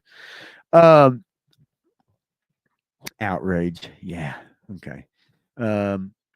Resistors, right? Resistors and all that crap. All right, so you know The movie's progressive decision to hire Daisy Ridley as Rey and John Boyega as Finn marked important firsts for the franchise leads. Yet these casting decisions resulted in constant online harassment for both actors in the aftermath of their performances, with many detractors trying to drag Star Wars back to a less inclusive past. No, it's not true. And as a matter of fact, you'll find out Daisy Ridley's character was a Mary Sue. She was propped up. She was propped up to basically make Luke Skywalker look less important, to make her look more important, a greater figure. Okay. But the best character they had was John Boyega as Finn. And when it was thought that he had the Force, I think most people thought he was the most interesting character. That was the character that most people wanted to become a Jedi, that they wanted to see have the powers. Daisy Ridley's character, she hops in a Millennium Falcon, having never piloted one. As a matter of fact, never piloted a starship at all. Growing up scavenging on Jakku, a desert planet in the wastes. She hops into a Millennium Falcon and she knows how to fly it. And when Han Solo and Chewbacca get on their own ship, and for some reason they can't fix what's wrong with it, guess what? She just bypasses the compressor. Of course she did. Of course she bypassed the compressor because she's Rey. She's a Mary Sue. Wraith Mace is in the house. What's up, buddy? And yes, we are the Hammer, my friend. And I've watched some of those videos, by the way, that you recommended me, and they're pretty cool. Pretty cool stuff. Yeah. Well, it's a lot. It's a lot. But with repeated viewings, it will become easier. But yes, no, it's, Rey was written as a Mary Sue at the expense of the original characters, and one of the biggest tragedies that they did not do in the sequel trilogy is put Han, Luke, and Leia in a scene together. And they could have done that, and they lost their opportunity to do that because they killed Han off in the first movie, Force Awakens, and then Carrie Fisher died. So talk about a tragedy. All right. Anyway, most people were behind Finn, and yet they didn't want to go with that. As a matter of fact, the last two movies, he became a comedic, side character, and all he did was scream out Rey's name every time you turn around. So anyway, all right.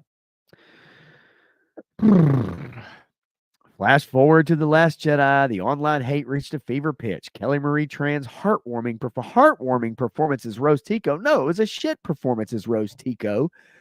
Her trip to Canto Bight to the gambling planet was stupid. She drugged Finn around. She sexually assaulted Finn after he's about to save everybody. She hits his little skiff out of the way and wrecks him on purpose, and then she forces herself on him. No, everybody fails to mention that.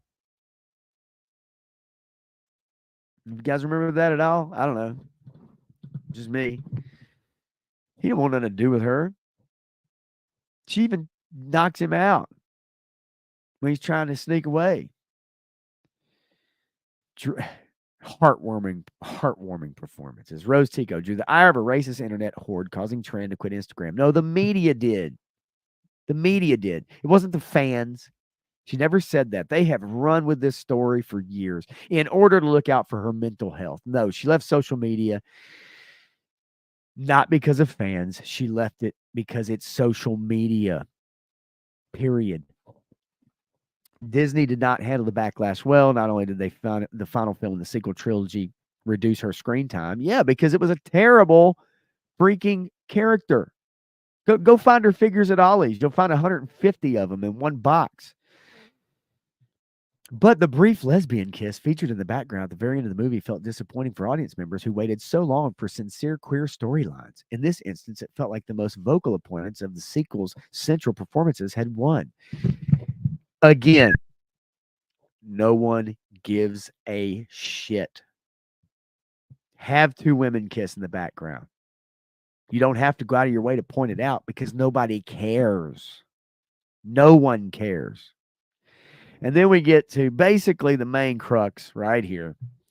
The future of Star Wars should be focused on representation and inclusivity because obviously, beyond writing a good story and good characters that everybody can enjoy and doesn't matter what color they are or who they sleep with or whatever. No, no, no, no, no. No. We need to focus on inclusivity and representation. And I don't know if you guys remember. Do you remember the pictures that the Lucasfilm Story Group had up? They had it was pictures of their chalkboard or their erase board, dry erase boards, and they had up there like representation, inclusion, diversity, dinosaurs. I don't know if you guys remember seeing dinosaurs. I think diversity was on there twice. Um, It said, and maybe it said wars. I don't know, but yeah, like it had nothing on their their little Disney board. It had nothing about story or character or like anything. All it had was just these buzz terms that people are tired of hearing now. So we've seen where that's gotten them. 14% Rotten Tomatoes. Thankfully, the most recent installments of the Star Wars universe have built upon the franchise's contemporary legacy by including more representative storylines in an age of digital hate. The lesbian relationship between Val and Cinta in Andor marks an important step forward for LGBTQ inclusion in Star Wars. Does it? Does it mark an important step forward? Does it? Why does it matter? Like, what does it have to do with the story? Like, why does it even matter? Like, why? Is it a big deal? Like, I know gay people in my life. I don't give a shit what they do. There's gay people that don't give a shit about what gay people do. Like, it's like, why does it matter? An important step. So what? The main thing is most people don't want to see those stories in Star Wars. They don't give a shit. As does the relationship between Osha and May's mothers in The Acolyte. Again, 14% Rotten Tomatoes. Nobody wants to see it. Likewise, Kelly Marie Tran's 2018 article in the New York Times demonstrates that performers can reclaim their stories by publicly disavowing those who only have the courage to tear others down in private, providing an inspiring example of how actors can stand up to Star Wars' most toxic audience members. Oh, God, here we go. Here we go again. All right. As the bigoted campaigns against Obi-Wan Kenobi's Moses Ingram. Okay, first of all, she makes a video, Moses Ingram, who played that stupid I don't get what her name is anymore. And Obi-Wan, the shit character. That got stabbed twice, once as a child, once as an adult. She still lived. Anyway, okay, she made a video on social media and said something about she'd gotten all these racist messages and DMs and stuff, but she didn't show any of them. She didn't provide any receipts. Like none. Zero receipts. Zero. So think about wanting to stir up a hornet's nest by just saying, well, I got these messages, all these people messaging me, but you don't show any of them. Now you can black out like who they're from. You can take the name out of it. It's easy. Everybody knows how to do that. But we saw none. We saw none. And then you saw Ewan McGregor make a video in his car telling people that the kind of fans that went out of their way to send these messages, then they're no fans, they're no Star Wars fans of his. And it's like, yeah, I'm sure he got a phone call from Kathleen Kennedy and said, hey, we need you to make a video. As a matter of fact, before the Obi-Wan Kenobi show, Disney prepped Moses Ingram and told her she was going to receive racist hate for her role. Now, again, are there people out there like that? Yes, there are. Just like Puerto Ricans hate black people or not black people, Puerto Ricans hate Asian people. Black people and Asians don't get along. It just don't. It is what it is. Okay. But what I'm saying is they prepped her before the show even came out. So you've already put this thing in this woman's head. So that when she gets like the first comment from some random kid on the internet, then all of a sudden it's like, oh, that's exactly what they told me it was going to be. This is awful. It's like, so they were preemptively doing this. It's like they create this shit. So We saw no receipts of any of this. We saw no messages, no receipts of any of it. Just all it was, hey, I got messages. All right. So then the media jumps all over the story, right?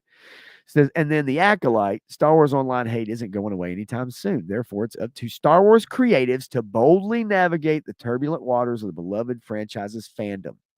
In a recent interview with the New York Times, Lucasfilm president Kathleen Kennedy herself acknowledged that women in Star Wars are often subject to audience attacks because of the franchise's vocal male fan base, as well as espousing her belief that storytelling needs to be representative of all people.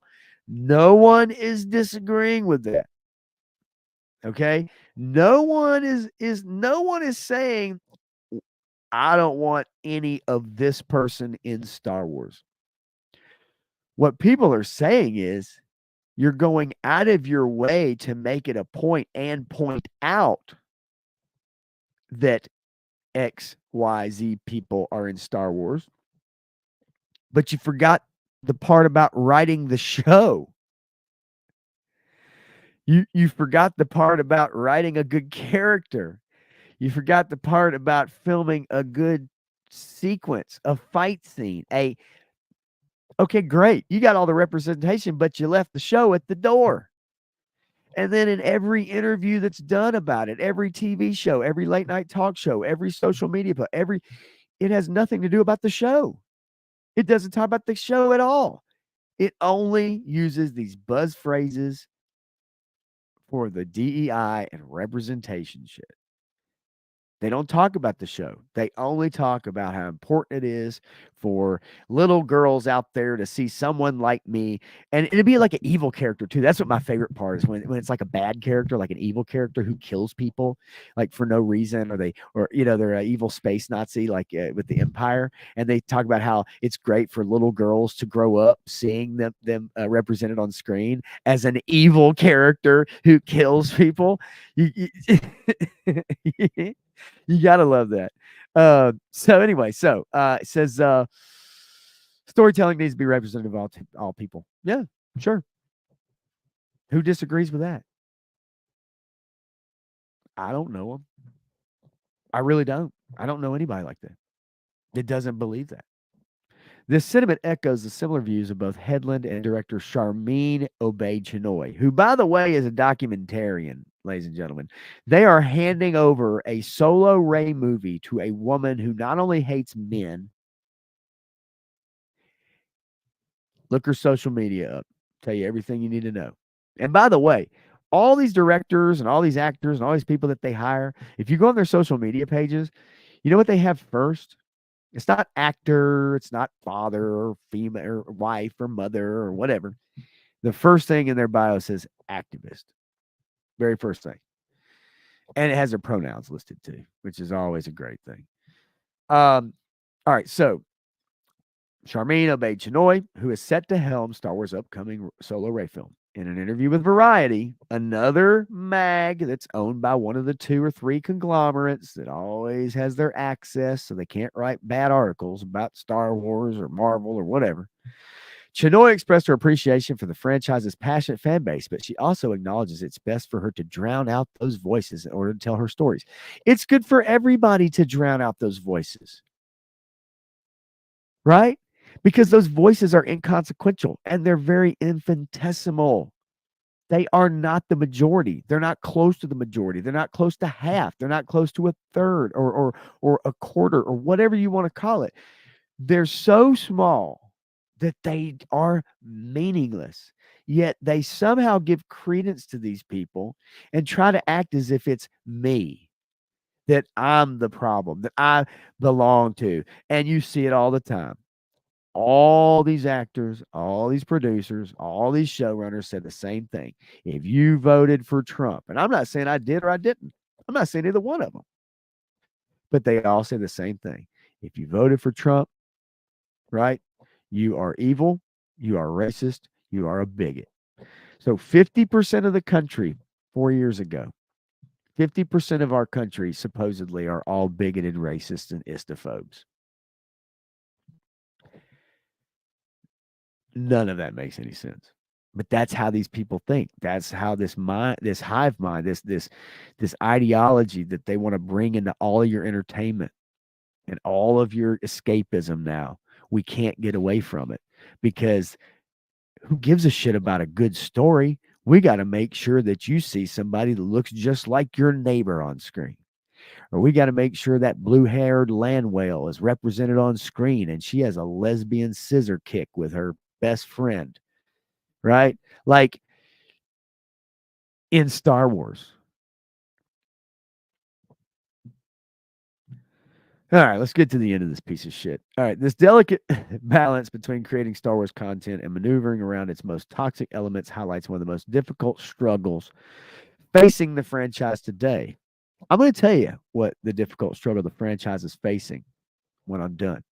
The most vocal viewers of the franchise wield the power of the internet in order to push a bigoted agenda that originates from the prejudices of an earlier time. While mainstream Star Wars content has grown to produce meaningful narratives while being bogged down by hate in the background. Oh, let's see. You mean the meaningful narrative of Mandalorian season 3?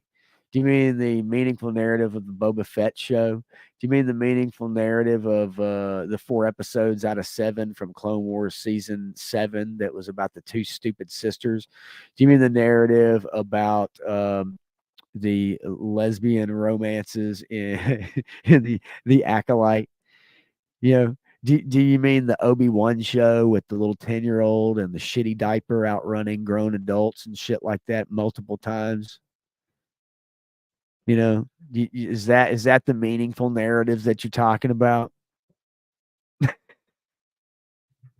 Are those the ones that they somehow see to the hate? They're bogged down in hate because of those meaningful narratives that they seem to keep churning out.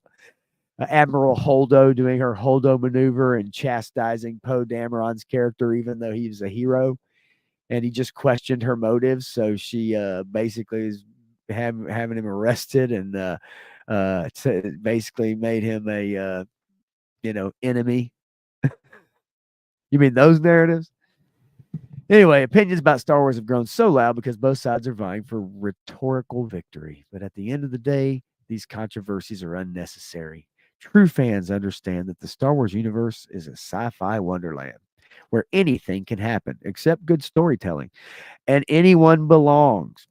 And the future looks bright for those who have already opened up their minds to the compassion that all audience members should have learned a long time ago in a galaxy far, far away. And if you just go down the comments, man, like these people commenting on this Collider article, it's bad writing, not anything else. If you don't see that, you shouldn't work with movies. The article nearly lost me with groundbreaking series. There's nothing groundbreaking about these series. And if you, the journalist, pay more attention to the actual reviews of this show, which I've listened to and read many, you would notice a trend. It's bad writing. Again, I'd agree that Star Wars fans have been vicious since the prequel. However, the criticism now is that Disney's pushing too many politics, not a solid storytelling. Plenty of shows have gay characters, female mains, and POCs that don't push an agenda, and they're based in solid writing. But this shit has ruined Star Wars. Do they act? Oh, golly. I can say nothing that has not already been said, so I'll just echo their sentiments. Is this entirely new generation of fans in the room with us right now? So you can see they're just getting absolutely crushed over this article. But they know they're going to get crushed over it. Right? Like they know they're going to get crushed. They're they know what they're doing when they write this. They're going to get smoked. But that's what it's done. It's gotten them a lot of clicks, which is fine, and I'm one of them. There's a lot of people making a lot of money off of Disney Star Wars, and it's not Disney. What does that tell you? So, if I'm the problem, as much as I've loved Star Wars through the years, all right, as much as I've loved Star Wars through the years, but I'm part of the problem, then why do I keep coming back? Like, why do I keep checking out each show to see if it's any good? Right? I don't want to hate it. Like, I want to love it. I want it to be good again. This shit ain't good. And when people who are activists first, pronoun and bios people first, are making your entertainment, you can't get away from politics in your entertainment, in your escapism. Like, you're forced to meld these things together. And when you're forced to include your politics, when you can't separate them, these are Marxist tactics, and you can't separate your escapism and your politics, your real world politics, man. Like, then it just doesn't go away. And people just get beat down by this stuff.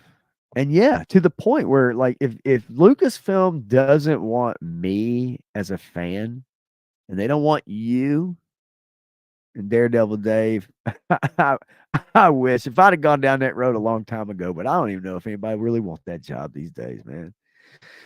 I'm not kidding. So if Disney is chasing an audience that they think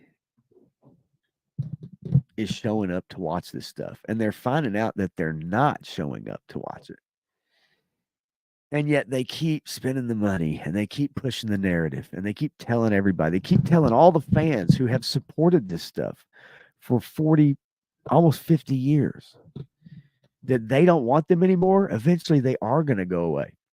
And when they go away for good, Star Wars is going to die. It's not dead yet. But all things will pass, right? All good things will pass. Not everything survives for hundreds of years, right?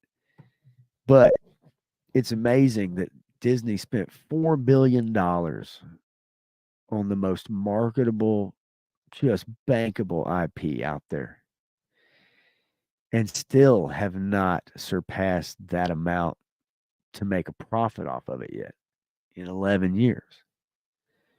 That's unheard of. And there hasn't been a mainstream Star, there haven't been a Star Wars movie since 2019. And maybe they need to go another 5 years without one. You know, maybe like from 83 to 99, maybe they need to take another, like, 16 years and make people just forget about it. But they can't, because they have Disney Plus, right? So they have to supplement their shitty streaming service with content. And unfortunately, they have chosen what side of history they want to be on, which is so gay. What side of history they want to be on. It's, if I, as a fan of this many decades, if I'm on the wrong side of history because I want good storytelling, competently shot filmmaking, then I'm okay with that. Then I'm okay with being on the wrong side of history, if that's what that means. But if they continue to go down this road for much longer, man, the apathy is so great right now that people just don't care. Like, only the top creators that are putting out content on YouTube about this show, this Acolyte show, are actually getting views. Like real, genuine, like, anybody else that's really covering this show is not going to get a ton out of it because nobody cares about it. Now, people still care about Star Wars. They still care about, like, the state of it, so to speak. But the individual shows, they've been burned so many times now over the last several years. Mando season 1, right? And season 2, the way season 2 ended up. And people thought, okay, all right, you let's go. LFG, right? Like, we're on track. We're back in the high life, man. This is good. This is good. There were still problems. You could tell there were problems going on. They were turning Mando into a babysitter. But ultimately, um, you were like, okay, this is good. And then the wheels fell off of it because Boba Fett came out, Obi-Wan came out, Ahsoka came out, which was nothing but women standing around with their arms crossed, talking to each other, walking and talking, standing and talking, sitting or talking, sitting and talking. And now they've broken canon. They've changed stuff. They took the extended universe, they crushed it, and they said it no longer matters. So all you people have supported all these books and stuff over the last, however long, none of it matters. We don't give a shit what you think. None of it matters. And so now what they've done, they pick and choose what they want to use out of the extended universe. They pick and choose out of it, and then they bastardize it. They fuck it all up. They twist it. That's what they've done with this whole fifth thing and Caddy Mundy, and him being alive at this time period during the Acolyte. That's just one of a few.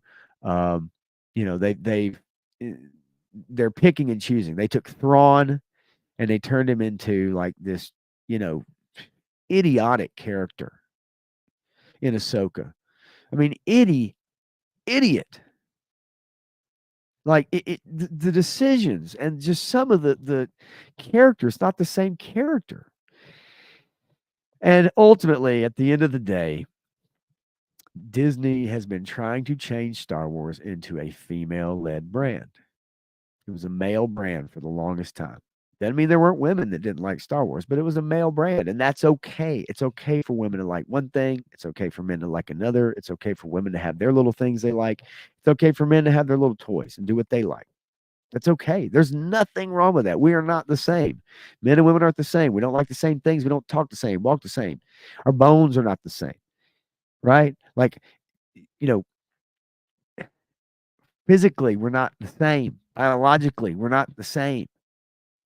This whole thing about trying to force women to be more like men and men to be more like women, this shit is weird, man. Like, it's weird. You should call it for what it is. The shit is weird. Weird. War Chest is here, my friend. So yeah, like, wanting this, they want us to be like pod people, where we just all like, wear gray suits and we all look the same. We're androgynous. You couldn't tell. We all have the same haircut. Women have something to smash down their boobs so you can't tell if they got any. They want guys to tuck it. They want, what I'm saying? Like, this shit is just weird, man. And I agree with you too, War Chest. Your thongs are great. Well, here's the thing. I like to wear my thongs backwards. So think about that for a minute.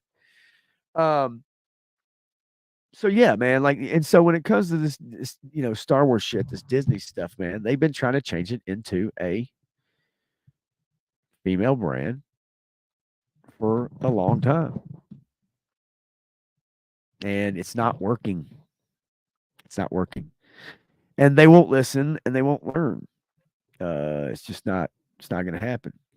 But they'll keep doing it. They'll keep trying. I did want to bring this up real quick too, since we're getting to this. So as important as this show is, I want to bring up this other article real quick as we kind of round the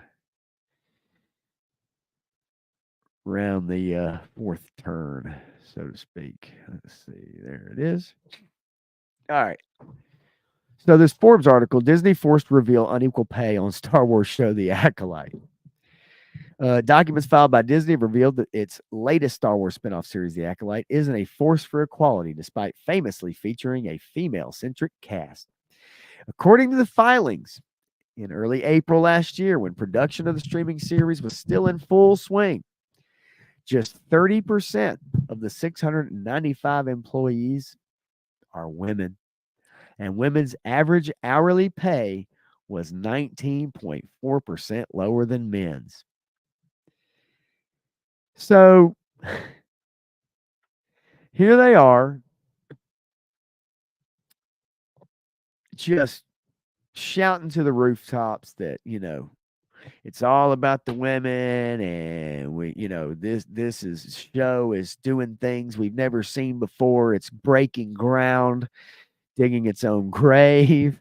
But this groundbreaking show, just unbelievable. It even says here that Black and international actors fill the show's ranks, leading to being dubbed the most inclusive and diverse live-action Star Wars project ever. It's also led to the show being negative branded as woke, which some critics believe is the driving force behind its plummeting ratings on Rotten Tomatoes. Just a day after the show launched on June 4th, its audience score was 50%. Now it's 14%. Yeah, because people saw the rest of it, realize how bad it is. Anyway, so they promote the show and talk about it. It's promoting women and lesbian relationships in the Star Wars universe and how important that is for people to see that and be represented. And it's awesome. And they talk about, all these women in the show. And well, if that's the case, then why are the women getting paid less money? If they're all about equality, they want everybody to be, uh, they want it to be, so equal, right? And then why the pay discrepancy? It's funny because in this article so far, as I've scrolled through it just to see, and it talks about how, like, you know, how much it cost $180 million to make this show. They've yet to even dig into why women are making less money. I'm scrolling through. I see nothing. I literally see nothing. It just talks about the pre-production cost. It talks about when you shoot, in different countries, like in London, you receive a reimbursement of up to 25.5% of the money they spend in the country. So that way they have to file for all this stuff. So this is where this information will come from. Spending isn't the only disclosure in UK government. Requires the studios that film in the country. Any employer with a head count of 10 or 50 people or more is also forced to disclose the difference in pay between men and women on their payroll. Says not only does this show that the average hourly pay of women who worked on the Acolyte was 19.4% less than men received, but it was also 13.5% lower when taking the middle number if hourly pay is ranked from highest to lowest. What's more, men outnumber women in the bottom and two middle hourly pay bands. 53% of the employees in the highest hourly pay band were also male. So then what's the deal? It says here, before bemoaning the lack of women in Star Wars fan base, perhaps you should have ensured those working behind the scenes on the latest show are getting paid the same as men. So yeah, all they've talked about is how they need more women in Star Wars, right? We need more women in STEM. Need more women in Star Wars. How important, how crucial it is, right? We got to have these women. Got to really change this brand. Put these female action figures out there, man. They leading the way. This is the new Star Wars. Well, then why are the women getting paid less money, right? Like, if you truly are a trailblazer and you're truly wanting to change things in your industry, then why don't you actually change things? You see what I'm saying? It's the same thing when they talk about inclusion and diversity and representation. And then during the sequel trilogy films, when they would show the movies in China, they took the character of Finn on the posters and they reduced the size of him on the posters because in China, I'm going to educate you guys on something here real quick. In China, they hate black people. In China, they don't like black people because they're really racist. So Disney, to market the films in China, took John Boyega's picture on the posters and reduced his size down so that he wasn't as prominent on the posters for China. Does Disney sound like they're just such a great, morally wonderful company that believes in all the diversity and representation? Right? because it sounds to me like they're full of shit. Um, Real quick, if any of you guys are watching, I'm going to finish up on one more thing here. Just one last little article. Doesn't have to do with Star Wars, but I'm wrapping things up, y'all. War Chest says lower production costs. Plus, if they make the movie in Cali, they get a huge tax write off. Yes, but in Great Britain, they get a huge reimbursement too. But nonetheless, so we're gonna finish up with this one thing. Have you guys seen this with the leaked Superman costume? Have you guys seen any of this right here? See if I can get this page. If I can get this page to zoom in for me right here. Um, the leaked Superman costume. Have you guys seen this? Y'all are still watching or near a keyboard. I just want to see if anybody had an opinion about that. Not quite sure what to think about the leaked costume pics. There's a good shot of it right there. Looks a little loose. Looks a little loose. Obviously, when they do, filming and then effects and stuff like that, things will kind of change maybe. But like, there's knee pads here, and britches look a little loose there on the side, and everything. I don't know. There's another one right there. From what I understand, there's supposed to be two different suits, though, so we'll see. Not crazy about it. I mean, the S on the front, yeah, it's all right. Whatever. I don't really give a shit, to be honest with you. Superman's not really my dude. Batman is my dude in DC for sure. Anyway, all right. So I'm gonna bounce out here. War Chest real quick. He says that Superman costume looked like James Gunn. Like James Gunn went to a Diddy party and made some bad choices. That costume was one of them. I agree. It just doesn't do anything for me, not at this moment. But again, this movie's gonna really have to hit. I mean, it's gonna have to hit, man, to make its money, for sure. I think most people really wanted Henry Cavill finishing up. But at the end of the day, it was not meant to be. So nothing compared to the Green Lantern costume and Hawk Girl. Yeah, that's true. Yeah, 100%. All right. Well, I am actually going to pop out, you guys. I just want to do a couple hours tonight. And I'm glad whoever came in and hung out for a little while. War Chest, glad you could pop in here and for a second. But starting right now on a Punk with Toys is a member stream. He's doing a Punk's Pit and going to have a little get members hanging out, chilling and stuff. But also, I almost told my son I would do a couple hours, tonight, a little bit early, and let him hop on and play a new game that he got on the computer. It's actually really cool.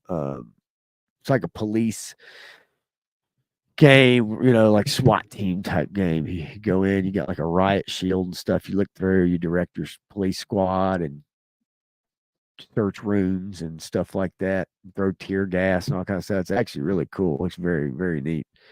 I told him he ought to stream it, but he's not really a streamer. So, and Bobby Wold, real quick about that Superman costume. They will fix that in edits or CGI, make it look better. I agree. I think a lot of times we see these costumes and we see them early, and then once you see the movie, obviously they have changed some of it. It just looks odd to me. It doesn't look like where CGI would be on the costume, the way that it's made at the moment, where you're typically with the way they dress them up to do CGI on them. But we'll see. I don't know. know. Looks kind of weird, but I figure I just popped that up at the end there real quick. But anyway, so yeah, man. I'm gonna bounce out here, take these contact lenses out, and then if you want to find me on Instagram, it's popblender75. And then Tuesday, I will be on with Matthew Matson for the big show. That would be big show number 8, I believe. 2 months, something like that. Big show number 8. And we're going to talk about the new Beverly Hills Cop and a couple other things. Try to talk about the most recent House of the Dragon episode. I'm just going to have to take some notes and really jot it down and make sure that I can go scene by scene with it. And so we're going to kind of bang that out, and any other new topics that may pop up. I'm always searching the interwebs to find those. Yeah, well, there you go. War Chest says, can't wait to hear what you think about the new Beverly Hills Cop movie. Well, I will tell you on Tuesday, my friend. That will be at 10 Eastern, 9 Central, Tuesday night, and then Wednesday at 9 Central, 9 Eastern, 8 Central. I'll be on with 3 Star Draw and Sevens Wild to do our stream there, and then I'll be back again next Friday. Try to figure out the best time to jump on for you guys, and see if everybody's back from vacation or whatever else they're doing holiday weekend. But I will talk to you all sometime soon. I appreciate you hanging out. I'm Pop Blender, and that's where you can find my channel on YouTube. And until next time, till Tuesday, I will see y'all later. Appreciate it.